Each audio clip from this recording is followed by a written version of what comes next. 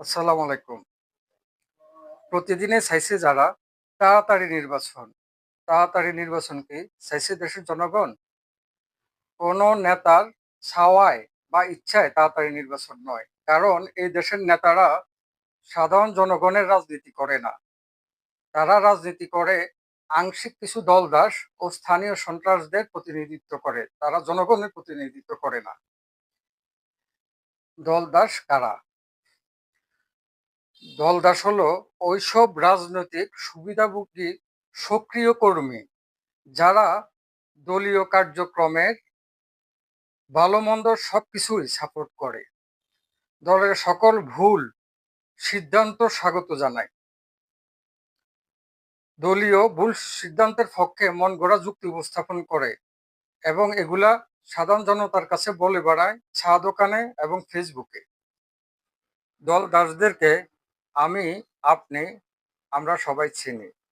যেমন ওরা বলবে, অমুক নেতা, অমুক ভাই আমার অভিভাবক। যে বেটা জন্ম দিছে তার বাপ, সে অভিভাবক না, অভিভাবক হয়ে যায় ওই নেতা। এরপর আবার বলে কি যে অমুক নেতা আমার আদর্শ। আরে বেটা, একজন রাজনৈতিক ব্যক্তিত্ব, একজন রাজনৈতিক নেতা বাংলাদেশে যারা আছে তারা ম্যাক্সিমাম অর্থাৎ শতকরা 99.99% হলো চোর, মুনাফেক, খুনি, বাটপার, লুচ্ছা, দুর্নীতিবাজ। তারা কিভাবে আবার আদর্শ হয়? আদর্শ তো হওয়ার কথা হযরত মুহাম্মদ সাল্লাল্লাহু আলাইহি সাল্লামের মতো ব্যক্তি। আদর্শ হওয়ার কথা তার পিতা। এরা না হয়ে আদর্শ হয় কে? ওই চোর, বাটপার, মুনাফেক ওই নেতা। এটা কিভাবে হয়? এইগুলো হলো দলদাসদের চিহ্ন। রাজনৈতিক সন্ত্রাস কারা?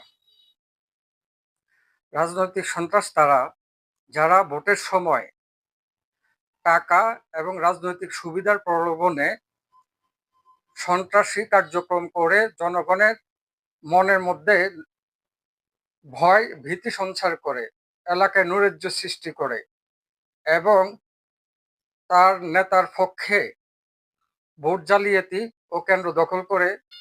জনগণ কখন নির্বাচন চায়? জনগণ আগে চায় সংস্করণ, তারপর নির্বাচন। কেন? কারণ গত ১৬ বছর ধরে জনগণ ভোট কেন্দ্র যেতে পারে না ভোট দেওয়ার জন্য। জনগণ চায় এমনভাবে সংস্করণ হোক যাতে করে নির্বিঘ্নে ভোট কেন্দ্রে গিয়ে তাদের পছন্দের প্রার্থীকে নির্বাচিত করতে পারে। নির্বাচনের পরিবেশ দেশে তৈরি হোক, একটা শৃঙ্খলা আসুক, পরিস্থিতি আরো নির্বাচন বান্ধব হোক, তারপর জনগণ নির্বাচন চায়। নির্বাচনের আগ পর্যন্ত ডক্টর মোহাম্মদ ইউনূস সাহেবের যে সরকার আছে ওই সরকারই দেশ পরিচালনা করুক এবং যখনই নির্বাচন বান্ধব পরিবেশ তৈরি হবে তখনই নির্বাচন হোক। দেশের জনগণ এখন এটাই চায়। এই দেশের শুরু থেকেই, জন্মলগ্ন থেকেই ভোট জালিয়াতি করে, কেন্দ্র দখল করে রাজনীতি পাশ করা এবং রাজনীতির যে অপসংস্কৃতি শুরু হয়েছে সেটা স্বাধীনতার ৫৪ বছর পরেও সেটা চলমান। এইখান থেকে আমাদের বেরিয়ে আসা দরকার এবং জনগণ চায় এই রাজনৈতিক অপসংস্কৃতি থেকে বেরিয়ে আসার জন্য। যাতে করে ভবিষ্যতে কোনো নেতা সন্ত্রাসী কার্যক্রমের মাধ্যমে ভোট কেন্দ্র দখল এবং জালিয়াতি করতে না পারে, সেই পরিবেশ সৃষ্টি করতে হবে।